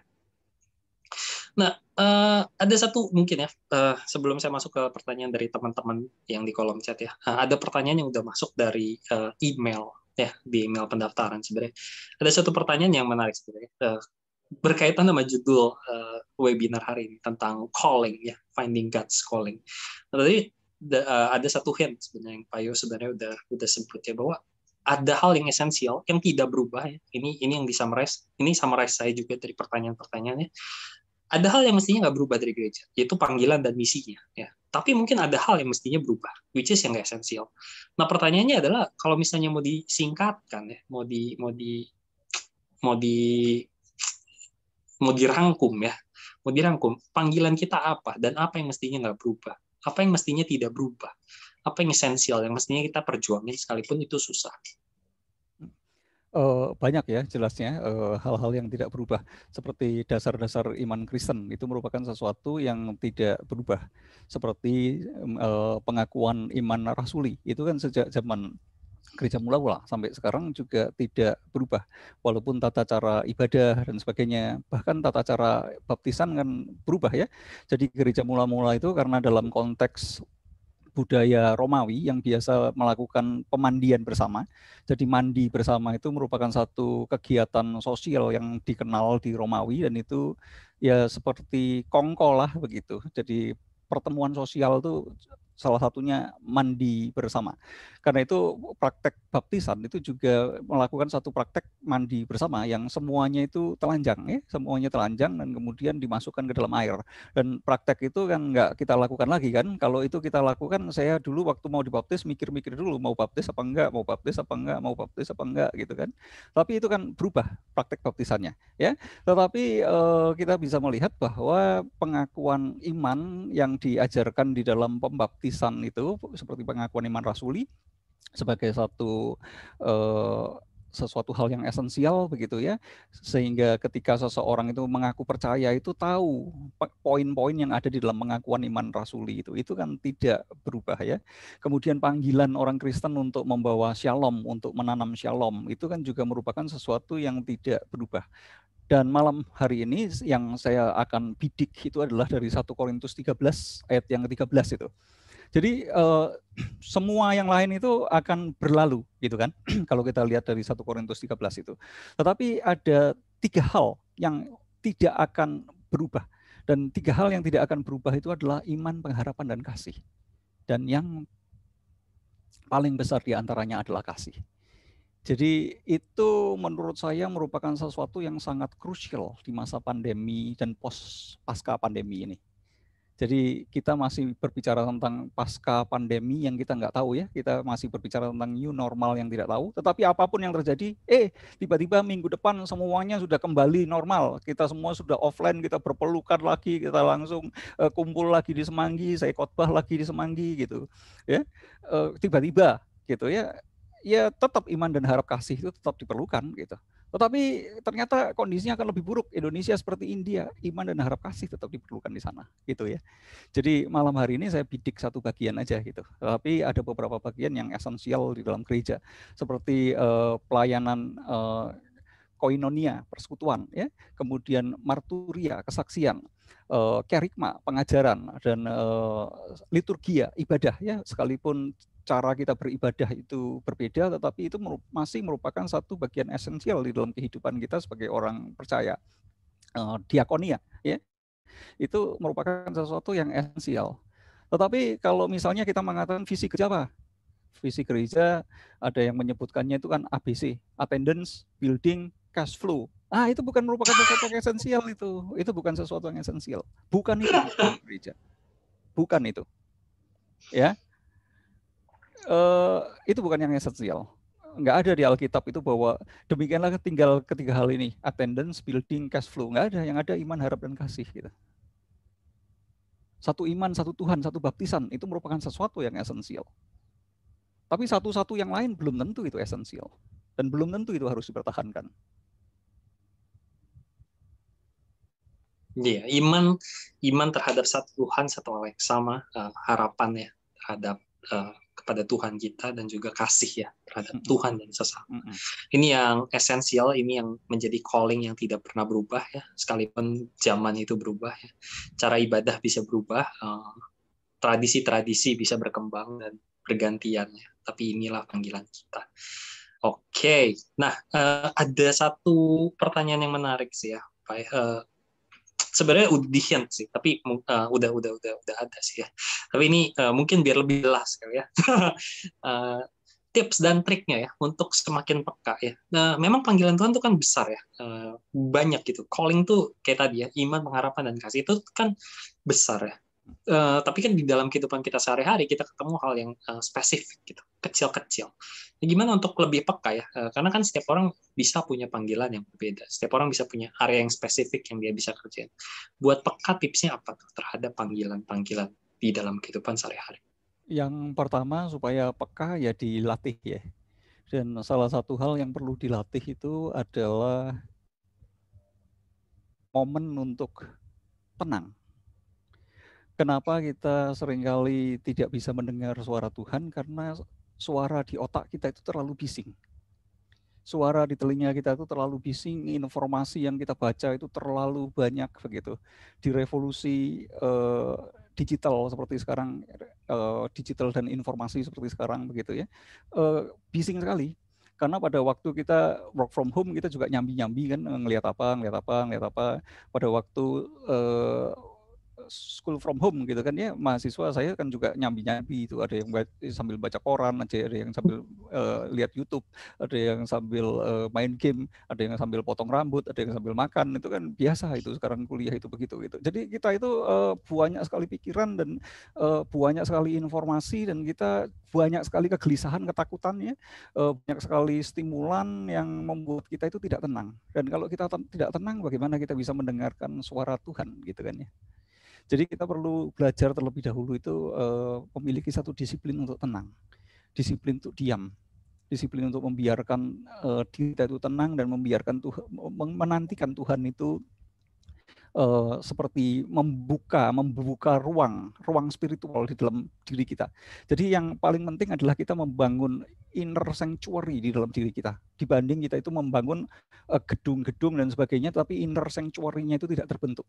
Yang paling esensial itu mana? Tadi saya katakan bahwa kita perlu mendefinisikan mana yang esensial. Yang esensial itu adalah orang-orang Kristen itu memiliki inner sanctuary, bukan gedung.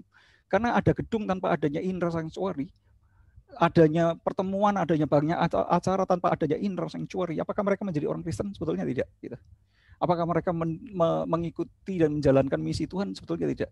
Hanya ikut kegiatan, rame-rame di dalam kegiatan, kumpul-kumpul di dalam kegiatan, mengumpulkan dana di dalam kegiatan, tetapi tidak mengalami Tuhan, tidak mendengar pimpinan Tuhan.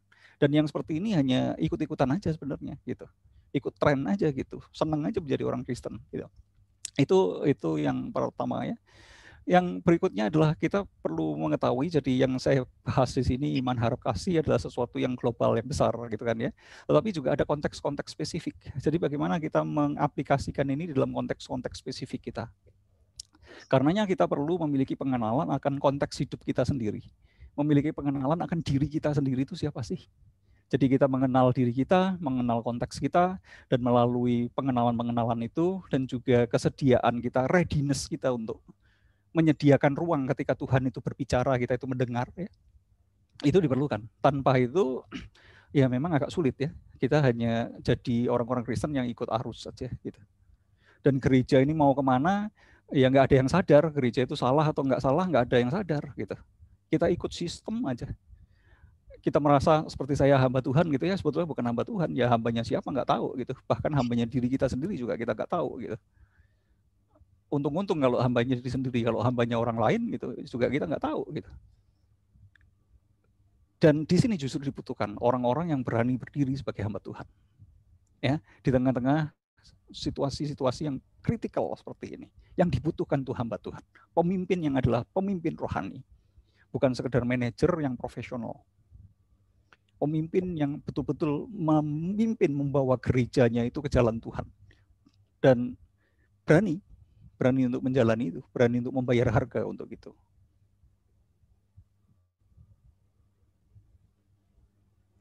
Kira-kira itu ya. Ya, inner sanctuary itu ya sebenarnya jadi satu core-nya ya, baik bagi si pemimpin itu nantinya, apakah dia mendengarkan suara Tuhan atau suara setan, atau suara dirinya sendiri, atau mungkin suara atasan ya. Mungkin boleh dijelasin, boleh dielaborate Pak. Mungkin banyak yang nggak tahu konteksnya kali ya untuk inner sanctuary itu ya. Mungkin bisa dielaborate lebih. Oke. Jadi inner sanctuary itu yang saya maksud tuh begini.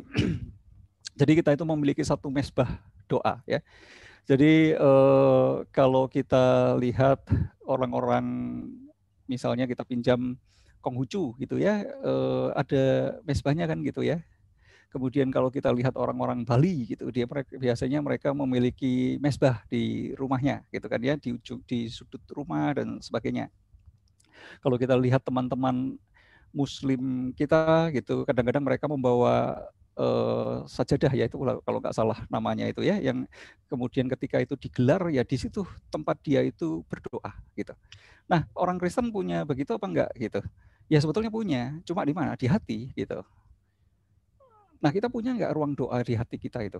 Atau hati kita itu isinya ya kebencian lah, kemarahan lah, persaingan lah, ambisi lah, semua informasi yang bising itu ada di hati kita, ada di pikiran kita, tetapi kita tidak memiliki ruang di mana kita itu berjumpa dengan Tuhan di sana. Jadi kita seakan-akan tidak punya waktu untuk Tuhan, kita tidak punya ruang untuk Tuhan, jadi yang kita dengerin ya yang lain dah gitu. Biasanya yang kuat gemerincing uangnya itu kita dengar kan gitu. Yang kita kedengeran gertaknya yang keras, lah itu kita dengar gitu, takut kita soalnya dengan gertaknya yang keras itu kan gitu. Yang memberi tepuk tangan yang kencang dan memberi acungan jempol yang banyak, like, itu yang kita dengar. Wah, hebat aku gitu kan. Yang membus ego kita, itu yang kita dengar gitu. Yang memberikan ancaman kepada kita, yang memberikan uang kepada kita. Ya, itu yang kita dengar.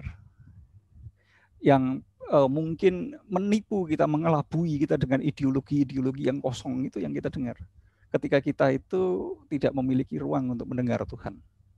Mau nggak mau, siapapun itu, baik orang Kristen yang baru sekali, sampai hamba Tuhan yang sangat senior sekali, bisa jatuh ke dalam hal yang sama.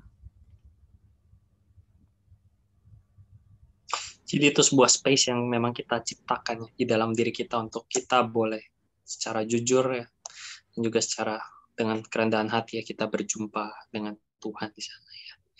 Ya memang satu momen yang kita ciptakan ya. Betul. Di tengah ini ya di tengah, terutama ya buat orang Jakarta kali ini very relevant ya, hustle culture ya, culture yang tidak pernah berhenti bekerja ya. Liburan aja cari liburan yang produktif ya. Liburan masih produktif tuh, nggak ngerti lagi deh gimana ceritanya. Ya, iya. Kita justru ini adalah panggilan yang sebaliknya ya. Justru menikmati di dalam keseharian kita ya. Justru mencari momen yang kita kosongin, kita luangin buat Tuhan ya. Di mana kita bisa berjumpa. Oke. Thank you, Pak. Ada satu pertanyaan yang menarik nih, Pak ya.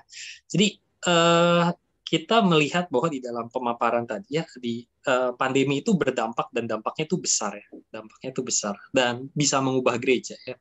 Kelahirannya meledaknya Kristendom ya, terjadinya Kristendom, terjadinya Renaissance dan juga reformasi itu juga karena pandemi.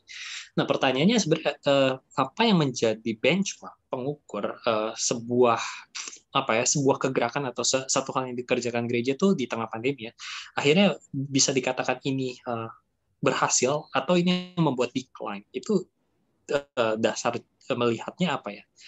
Apa yang bisa dikatakan satu hal itu membawa kemajuan atau membawa kehancuran bagi iman Kristen? Itu apa benchmarknya mungkin ya? Saya kembali ke ayat Alkitab yang kita pakai ya, iman, harap, dan kasih. Kemudian tadi saya ambil contoh gereja mula-mula di tengah pandemi dan juga gereja di medieval, di abad pertengahan di tengah pandemi ya. Di situ kita bisa melihat bahwa gereja mula-mula itu menerapkan ini, iman, harap, dan kasih. Ya, jadi melayani mereka yang miskin, melayani mereka yang paling hina dari masyarakat itu, mereka yang dibuang karena terjangkit penyakit ini, mereka yang ditolak, mereka yang diusir, itu yang mereka layani.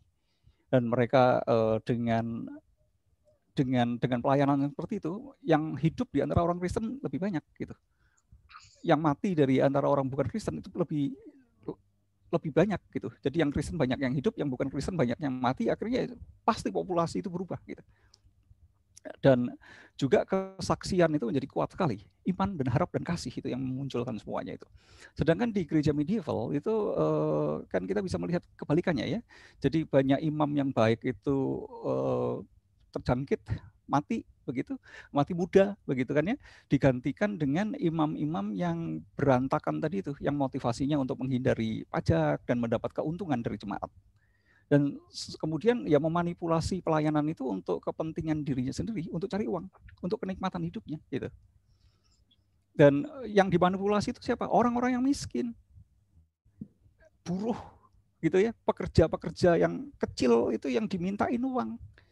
Waktu membangun gedung gereja Saint Peter Basilica, siapa yang dimintain uang? Orang-orang yang kecil. Dengan cara seperti apa? Ditakut-takutin dengan purgatori dan dijual lah surat indulgensia itu. Sedangkan pejabat-pejabat gerejanya, wah luar biasa, bersenang-senang, bermewah-mewah di tengah-tengah penderitaan masyarakat yang seperti itu. Apa yang hilang dari situ? Iman, harap, dan kasih. Hilang itu dari gereja.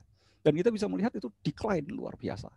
Dan bersyukur jikalau Tuhan itu membangkitkan orang-orang yang kemudian secara spiritual itu membangkitkan kembali gairah kepada Tuhan melalui teologi mistiknya, dan juga orang-orang yang secara politik juga bermain, secara ekonomi juga bermain, mendatangkan kerajaan Tuhan itu dalam bentuk yang lebih fisik gitu ya, terlibat dalam politik dan sebagainya, seperti reformator kita itu juga muncul gitu.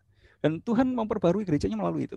Dan bahkan melalui reformasi itu, gereja Roma Katolik yang sebelumnya adalah gereja di era medieval itu pun kan mereformasi diri dari dalam juga.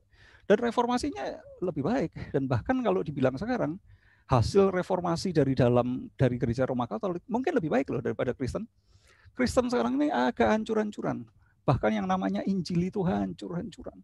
Kita bisa melihat kerusakan moralnya itu terjadi di mana-mana. Kita bisa melihat tokoh-tokoh Injili yang punya nama besar, Ravi Zacharias, Bill Hybels, dan sebagainya. Kita bisa melihat, wah, permainan uang, permainan kuasa, nanti nyerempet-nyerempet ke permainan seks. Itu akan terjadi. Bukan berarti di gereja Roma Katolik juga tidak terjadi yang seperti itu. Bisa saja terjadi seperti itu, begitu ya. Tetapi kalau kita mau mengatakan autokritik, begitu, kita perlu melihat bahwa di dalam banyak hal sekarang ini yang Injili itu ketinggalan bahkan dengan yang Katolik. Dalam banyak hal. Secara kemampuan intelektualnya, begitu ya, rata-rata kalah kita dengan yang Katolik. Itu salah satu contoh gitu. Kemudian pengabdian sosialnya kalah kita dengan pelayanan orang-orang Roma Katolik. Dan itu semua kan hasil reformasi dari dalam. Jadi reformasi itu kan ada reformasi dari luar dan reformasi dari dalam ya. Jadi reformasi dari dalam pun terjadi gitu. Dan reformasi dari luar terjadi dan terpaksa harus melakukan reformasi. Nggak bisa nggak gitu. Dan gereja apapun ketika semuanya itu bergerak, ya kita harus ikut bergerak. Dan mungkin Tuhan sendiri yang menggerakkan itu melalui situasi-situasi yang sulit itu. Jadi benchmarknya yang tadi ya, iman, pengharapan, dan kasih sebagai message utama dari gereja. Apakah orang di luar gereja mendengar, apakah kita juga menyampaikan message itu, atau malah kebalikannya, menghancurkan iman, pengharapan, dan kasih. Melakukan atau tidak melakukan itu yang jauh lebih penting ya, bukan cuma memberitakan aja gitu. Yeah. Kalau memberitakan kan ini kita khotbahin di mana-mana, iman, harap, dan kasih. Betul. Kita pakai merek di mana-mana, iman dan harap dan kasih, tapi merek-merek itu cuma merek atau benar begitu? Iya, impact-nya ya kepada orang di sekitar kita ya. Apakah orang tuh merasakan ya panggilan kita itu, atau malah ini gereja ngapain aja nih gitu ya? Atau malah menghancurkan malah ya iman, pengharapan, dan kasih. Oke, thank you Pak Yo ya. Oke, ada satu pertanyaan yang juga menurut saya cukup menarik ya. Ini baru masuk juga, udah masuk juga ke saya. Ini mungkin di dalam konteks tadi ya, ada hal yang berubah ya, ada hal yang berubah, dan terutama tata cara kita ya, baik beribadah maupun juga tradisi kita. Nah, di dalam gereja hari ini kita melihat masih ada bentuk pelayanan-pelayanan yang butuh orang tuh berkumpul ya, atau butuh ngedatengin orang ya. Butuh ada pelayanan-pelayanan yang butuh kehadiran fisik. Gimana menjawab tantangan ini ya? Apakah ke depan harus diubah jadi full digital gitu ya, mungkin dengan VR gitu, atau mungkin kayak Zoom sekarang ya, bisa kayak seolah-olah dalam satu ruang yang sama, atau gimana nih ya? Ya, ini kan kondisi terpaksa aja ya. Jadi ini kondisi terpaksa aja sehingga kita harus melakukan semuanya serba virtual. Tetapi kalau sudah tidak harus terpaksa, fisik itu kan juga merupakan sesuatu yang penting ya. Tadi saya sempat sebutkan di situ non-dual. Jadi non-dual itu kan bukan mendualismekan antara yang spiritual dan yang material gitu. Yang spiritual dengan yang fisikal. Jadi karena itu melalui pekerjaan-pekerjaan fisik kita yang yang nampak sederhana, membasuh kaki, ya, merawat orang sakit, mencuci kamar mandi gitu, mengosek WC begitu ya. Itu merupakan satu kegiatan yang spiritual, tetapi kan itu juga fisikal ya. Jadi justru yang spiritual dan yang fisikal itu menyatu begitu. Nah, ini kan di dalam satu kondisi yang terpaksa kita itu seakan-akan tidak berjumpa secara fisik, tapi secara spiritual aja, dan secara spiritual itu ada medianya, secara virtual saja. Oke, itu bersyukur kita untuk teknologi itu. Tetapi begitu kita bisa kembali secara fisik ya sebenarnya fisik kita diperlukan, persekutuan ketemu secara fisik dan persekutuan virtual begini ya tetap ada bedanya begitu ya. Dan jikalau di tengah-tengah pandemi ini terpaksa kita harus melayani ya, kita melayani dengan menjaga protokol kan ya gitu. Dengan tetap ketat dengan yang namanya protokol itu, dan kita perlu berhikmat karena yang namanya berani dan ngawur itu dua hal yang berbeda ya. Jadi ada orang berkata ini berani, tetapi sebetulnya itu ngawur. Dan yang namanya hati-hati dan penakut itu juga dua hal yang berbeda gitu. Dan yang kita perlukan itu yang seperti apa? Yang gabungan orang yang berani tetapi hati-hati. Di dalam keberaniannya dia berhati-hati. Di dalam kehati-hatiannya dia berani gitu. Nah, dalam kehati-hatian berani itu berani melawan arus juga gitu. Arusnya ngomong apa, dia tahu dengan hati-hati ini nggak begitu gitu. Dia berani juga melawan itu. Nah, kalau orang membutuhkan pelayanan fisik ya kita hadir secara fisik dengan protokol ya. Itu kalau dalam kondisi kita sekarang ya. Jadi tetap lah ya. Jadi nggak bisa dianulir ya. Memang ada hal-hal yang mau nggak mau harus fisik ya. Apa boleh buat ya. Betul ya. Ya ngelainin kedukaan nggak mungkin kan virtual. Kesian juga. Mungkin salah satu contoh yang konkret sekali ya. Mungkin ya kedukaan nguburin orang kan nggak mungkin ya. Bawain aja HP saya lain. Nggak mungkin ya. Oke. Thank you Pak Yo. Ya ada Bang Marlomba ya udah angkat tangan. Mungkin mau langsung aja open mic. Go ahead ya, ada pertanyaan. Silakan dari Pak Marlomba. Saya berikan kesempatan. Nah, oke, silakan. Selamat malam Pak Budi. Ya, malam Pak Marlomba. Gini Pak, tadi pagi, subuh itu, saya nonton video YouTube-nya Pastor Tony Bustaman gitu kan. Katanya dari gereja YouTube. Jadi saya perhatikan viewernya dia itu sampai 78.000 Pak. Banyak sekali saya pikir tuh. Dia khotbah dari live dari US Pak, dari US. Jadi segmen dia terutama untuk kalangan murtadin begitu. Jadi ada statementnya dia menarik itu, Indonesia ini katanya akan ada kelimpahan tsunami murtadin begitu Pak. Menurut penerawangan dia, saya sih nggak terlalu paham ya. Tapi saya pikir setelah saya mati debat-debat di YouTube ini Pak, soal kekristenan ini kan masalahnya soal oneness, Trinity. Saya pikir terlalu itu aja masalahnya. Nah, padahal menurut pengamatannya si Pastor Tony Bustaman ini ada jutaan murtadin nih yang siap ditampung gitu loh Pak. Bagaimana menurut pendapat Bapak tentang hal ini? Iya, saya mohon maaf Pak, itu saya tidak mengikuti pembicaraan di YouTube, jadi saya tidak terlalu familiar juga dengan yang Bapak sebutkan tadi, kemudian murtadin dan sebagainya begitu ya. Cuma satu hal yang perlu kita hati-hati di era semua serba digital ini, karena penyebaran informasi yang enggak itu juga akan mudah sekali tersebar ke mana-mana. Dan ketika kita mencari informasi, kalau kita tidak berhati-hati, kita tidak bisa memilah gitu. Ini informasi yang benar atau informasi yang tidak benar, karena semuanya itu bercampur aduk di sana. Karena itu kita perlu memiliki satu kepekaan untuk membedakan. Nah, karena itu pembinaan gereja juga sangat diperlukan. Kenapa? Karena jemaat akan bercampur aduk itu, semua pengajarannya bisa dengar dari siapa saja gitu ya.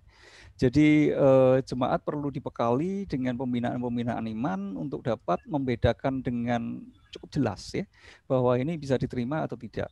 Kalau yang tadi Pak, saya cuma satu saja, dia memiliki satu penglihatan bahwa akan banyak murtadin begitu ya. Saya mohon maaf itu karena saya bukan di bidang yang di lapangan yang mengikuti isu-isu yang seperti itu, jadi saya kurang tahu persis itu isunya apa. Menurut saya belum tentu dengan mudah kita itu boleh percaya saja ya gitu. Tapi saya terus terang dan harus mengakui bahwa saya tidak tahu persis itu Pak, isu tentang itu ya. Karena saya tidak mengikuti hal-hal yang seperti itu ya. Bukan bidang saya Pak itu Pak. Oke, terima kasih Pak. Iya ya. Mungkin kalau ada teman-teman lain yang mau memberi respon yang lebih mengerti, mungkin dari siapa begitu yang ada di sini. Iya, mungkin kalau ada rekan-rekan yang itu ya, mungkin bisa juga ngobrol langsung ya sama Bang Marlon Pak ya untuk isu ini. Saya juga nggak ngikutin ya, jujur. Banyak. Ya itu mungkin ya efek zaman digital ya, zaman now ya. Informasi itu banyak. Boleh di search di YouTube Pak, itu Tony Bustaman itu, Pastor Tony Bustaman itu. Siap. Dia cuman main gitar, nyanyi, tapi viewer di YouTube dia bisa sampai 78.000 Pak. Oke, thank you Bang Marlon Mbak. Nanti kita cari ya. Thank you. Oke, mungkin ada rekan-rekan lain yang mau bertanya ya. Masih ada waktu dan kesempatan ya. Mungkin saya buka untuk satu atau dua penanya terakhir, saya persilakan. Mungkin saya Pak ya. Ya, okay. Oh iya, hostnya. Oke. Kalau saya nggak jawab sendiri ya. Ya, tadi saya ada hal yang menarik Pak ya. Maksudnya tadi Bapak memberikan satu sebenarnya other possibility, yaitu kita denominasi itu kolaborasi Pak ya. Itu interesting. Tapi kalau ini nih, saya mau nanya Pak. Jadi kan sebenarnya kalau kita melihatkan dari zaman Belanda ya, kita itu sebenarnya sudah dipecah-pecah, termasuk dalam kekristenan sendiri ya. Dari zaman Belanda itu masuk, makanya Belanda membuat gereja kesukuan. Itu kan mencegah orang Indonesia itu untuk bersatu ya, memecah berdasarkan gereja kesukuan.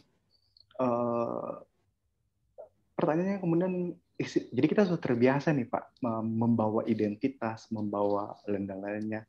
Maka mungkin pertanyaan, is it possible Pak, kita itu berkolaborasi, ditambah lagi dengan, kayaknya kok zaman sekarang itu kita gampang sekali ya menganatema seseorang gitu ya, menganatema suatu pengajar, maksudnya bahkan kan kita lebih gampang memisahkan diri gitu ya. Oh, kamu dan aku ajarannya, meskipun itu sepele ya, kita memisahkan diri, cari yang segolongan gitu ya. Jadi possibility yang itu tuh, is it possible Pak? Itu pertanyaan yang baik sekali. Jadi kemungkinannya bisa apa enggak? Ya kan kolaborasi dengan merger itu dua hal yang berbeda ya. Kalau yang namanya merger itu mungkin tidak dimungkinkan. Karena masing-masing punya kepentingannya dan jangan lupa aset ya. Jadi kita boleh ngomong yang lain, tapi kalau aset nggak boleh di merger-mergerin itu gitu. Itu nampaknya sulit ya gitu. Namun yang perlu kita ingat itu kan doa Tuhan Yesus ya, supaya mereka itu menjadi satu begitu. Kalau kita lihat visi dan misi yang diemban oleh Sang Mesias itu kan menyatukan domba-domba ya. Jadi termasuk Israel, kerajaan utara dan kerajaan selatan itu akan disatukan gitu. Kemudian umat Tuhan itu juga semua akan disatukan di bawah satu gembala. Itu kan misi dari Mesias, dan Yesus Kristus kan Yesus the Messiah ya. Jadi Yesus yang adalah Sang Mesias itu sendiri gitu kan. Kemudian kita juga bisa melihat Yesus yang the Messiah itu meruntuhkan tembok antara orang Yahudi dan orang non-Yahudi, budak ataupun orang merdeka dan sebagainya. Semuanya itu adalah satu umat gitu.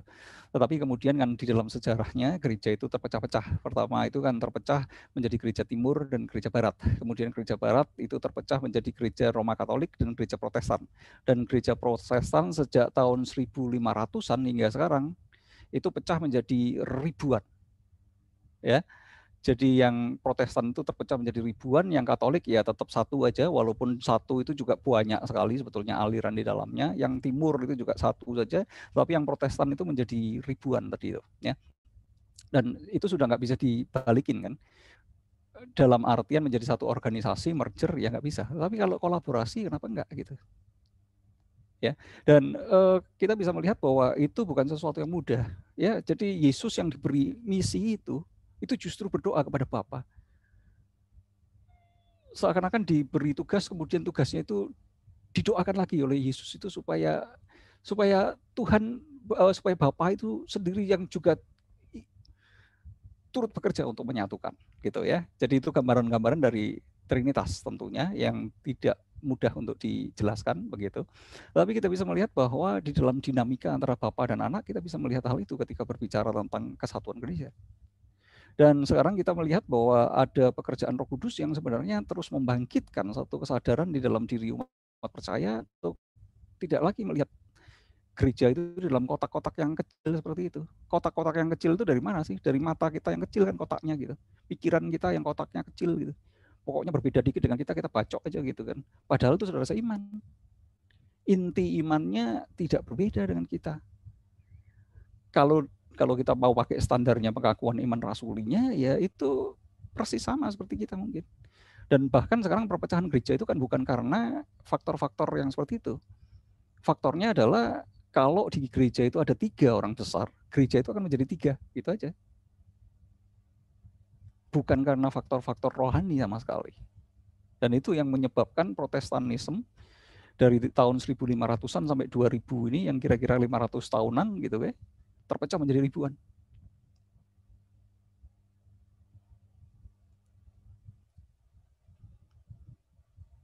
Oke, Pak, berarti kita memang nggak mungkin merger, tapi possible to collaboration sebenarnya, Pak. Collaboration sangat mungkin, kenapa enggak? Pembina jemaat, jemaatmu aku bina, jemaatku aku bina, kenapa enggak gitu? Kamu jago dalam masa ini, kasih ke jemaatku, aku jago dalam masa ini, aku kasih jemaatmu, kan enggak, kenapa tidak gitu? Kenapa harus mempertahankan ini jemaatku, ini jemaatmu gitu? Ya. Baik lagi tadi ABC tadi, Pak ya. Padahal jemaatnya tinggal klik satu link selesai. Dadah, saya ikut yang lain ya. Tapi kitanya tuh ini ya, mungkin satu itu lagi, satu keyword sebenarnya ya, tapi di keywordkan dalam bahasa kekinian ya. Ini jemaat yang bukan cuma sekedar zaman yang bukan cuma sekedar harus menjadi integratif ya, bukan lagi yang dual tadi itu lagi, juga yang mengingat panggilan ya, iman, pengharapan, dan kasih, tapi juga terakhir ya, yang harus bisa move on ya. Move on dari cara lama, move on dari egonya, move on dari ini loh gua gitu ya. Ya, thank you Pak Yo ya untuk pembinaan hari ini ya, untuk materi yang sudah disampaikan. Banyak hal yang baru ya, saya rasa kita semua juga terberkati ya. Dan bahwa satu hal ya, gereja itu bukan sekali doang ngalamin ya. Mungkin kita ngerasa wah gila ini baru pertama kali terjadi, enggak ya. Enggak ya, udah berkali-kali terjadi dalam sejarah, dan ini bukan yang pertama kali ya. Dan mungkin ini bukan yang terakhir juga ya. Karena itu belajar dari sejarah itu menjadi satu hal yang bisa membekali kita, saat yang sama memberi kita iman, pengharapan, dan kasih ya. Ketika kita mengerjakan apa yang jadi panggilan kita, apa yang esensial ya. Challenge ini bisa menjadi sesuatu yang justru memberkati banyak orang ya, membuat banyak orang melihat siapa kita dan menjadi percaya dan memuliakan Allah kita. Thank you Pak Yo. Saya kembalikan pada host, silahkan host. Iya, terima kasih Pak Yo atas pemaparannya, dan terima kasih buat rekan-rekan sekalian yang bertahan di sampai akhir webinar pada malam hari ini. Sebelum kita tutup webinar malam hari ini, mungkin saya minta kesediaan Pak Susanto, Bu Susanto, untuk menutup kita dalam doa, Bu Su, doa penutup. Ya, terima kasih Bu Su Yohanes Budi yang sudah memaparkan materinya sangat jelas ya, menjadi satu introspeksi diri untuk saya pribadi, untuk kita semua di tengah pandemi ini. Ada hal-hal yang harus kita transformasi ya, terkait dengan pelayanan gereja kita. Apalagi gereja kita akan segera prepare ya untuk ibadah onsite. Ada beberapa lokasi termasuk di Semanggi juga. Ini adalah masukan-masukan yang sangat bagus untuk kita adjustment ke depannya supaya gereja kita boleh tetap dipakai Tuhan menjadi saluran berkat, kolaborasi dan inovasi di berbagai hal boleh menjadi berkat, membawa kerajaan Allah terus menjangkau yang terhilang bagi Kristus. Mari kita berdoa.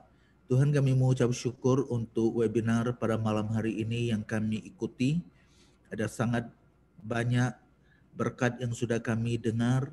Biarlah itu bukan hanya sekedar teori, menambah pengetahuan di pikiran kami, tetapi terlebih Tuhan, itu menjadi berkat bagi diri kami masing-masing mengaplikasikannya, khususnya di dalam hal spirituality pribadi kami masing-masing untuk semakin dekat kepada Tuhan, membangun intimitas dengan Tuhan di dalam keluarga, membangun mesbah keluarga, disiplin rohani secara pribadi, supaya kami boleh terus bertahan di tengah-tengah pandemi bersama Tuhan dan membawa seluruh saudara seiman jemaat Tuhan untuk boleh terus bertumbuh di dalam pengenalan akan Tuhan, di dalam bertumbuh di dalam iman, pengharapan dan kasih. Tuhan Yesus berkati hamba-Mu Pendeta Yohanes Budi yang sudah menyampaikan materi, menyampaikan kebenaran firman-Mu. Biarlah Tuhan juga memberkati keluarganya, kesehatan, pelayanan ke depan, baik di STRI maupun di GH Imtong. Kami berdoa juga menyerahkan untuk panitia webinar yang sudah merancang dan menyukseskan acara pada malam hari ini. Berkati setiap Bapak Ibu Saudara yang sudah bergabung mengikuti webinar ini. Tuhan juga berkati keluarga mereka, berkati pekerjaan dan usaha mereka, berkati kehidupan kerohanian mereka, supaya kami boleh bersama-sama semakin bertumbuh bersama untuk hormat dan kemuliaan bagi nama Tuhan. Bapak, terima kasih berkati istirahat kami sepanjang malam hari ini. Jauhkan dari segala mara bahaya, jauhkan dari COVID-19, jauhkan kami juga dari segala sakit penyakit dan orang-orang yang berniat jahat mengganggu kami. Biarlah istirahat kami boleh memulihkan kondisi fisik kami yang lemah, letih, lesu, dan memulihkan kondisi kerohanian kami. Bapak, terima kasih. Ini doa kami, ucapan syukur kami di dalam nama Tuhan Yesus, penebus dan juru selamat yang hidup. Kami berdoa dan mengucap syukur. Amin. Terima kasih Pak Budi, Yohanes Budi, terima kasih panitia dan berkat. Terima kasih Bapak Ibu sekalian yang sudah bergabung. Terima kasih Pak Yu.